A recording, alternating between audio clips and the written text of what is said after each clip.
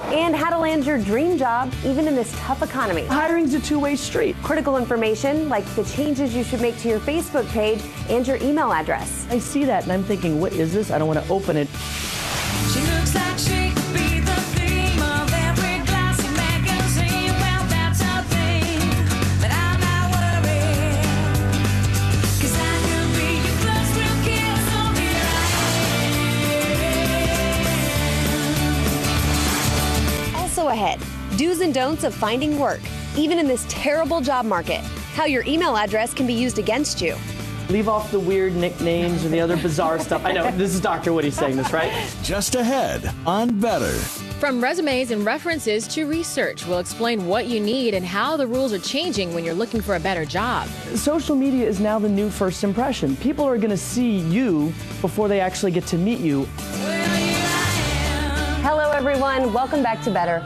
Earlier we heard about some great new businesses that are popping up, but for some, right now is all about the job hunt. That's right. Maybe you've posted your resume on every single job site that you can think of online and then sent it to everyone that you can think of, but for some reason you still haven't landed that golden job. Well, Dr. Woody is here. He's the author of the U Plan, and he's here to show you what you might be doing wrong and help you start doing things right, things that you may not even think about. Just goes past everybody these days. Good to have you back, Dr. Woody. It's good to be here. A little cold for me in New York, but I know, I can deal with it. Miami, right? Yes, I'm from Miami. Yes, brave the cold. Let's talk about Facebook here in the cold. Right. One of the things that a lot of people do on Facebook is obviously they're themselves. They put a lot of things out there, and you say that you should use it as an asset instead of posting kind of, weird things out there. The first thing I tell people is don't turn your Facebook page into a tabloid.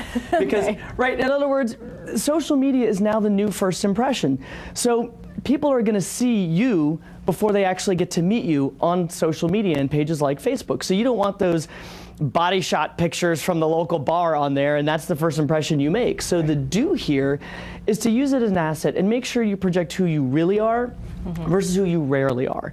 And that's really important because, it is that first impression. Okay, so you have to be very careful when you set up the Facebook page. A lot of people are saying, am I thinking about the job or just doing what I want to do and putting pictures out there for friends, But remember, right, recruiters are going to vet you, and they want to find out if I'm going to be spending 40+ hours a week with you or putting you with people for 40+ hours a week. Right. I'm going to want to know as much about you as I can. So they're going to find a way to get on your Facebook page. Right, it's a good point. Okay. It definitely makes sense. Right. Okay, so let's talk about when you're initially sending that resume in. This is one of my favorite tips. Right. Choosing an email address that might be appropriate.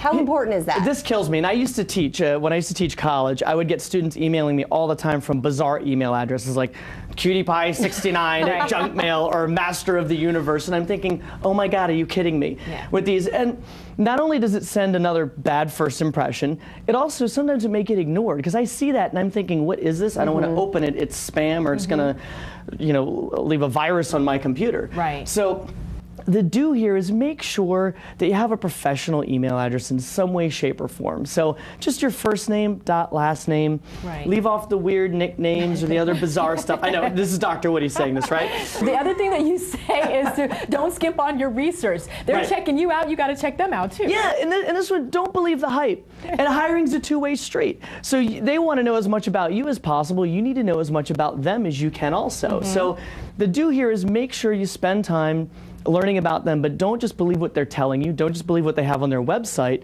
Look at trade publications. Definitely look at press releases. Find out what they've been doing in the news or what the news is saying. And I am a huge proponent of joining your local professional association and get the inside scoop from people who are in rival businesses or have worked there before. Okay. You got to know what you're getting into. Yeah. Exactly. Quickly, actually we are out of time, but I wanted to ask you quickly, assuming your references actually know what to say, should you just give people a heads up if you put them down as a reference? I always say check your own references first, let them know and prep them just like you'd prep a witness Give going on the stand. Give them a script. Right, exactly. All right, thank you so much, Dr. Woody. Good to have you back. And if you want to get lots of other tips on finding a job, you can definitely check out our website, bettertv.com. We'll have more information about this segment and your book as well.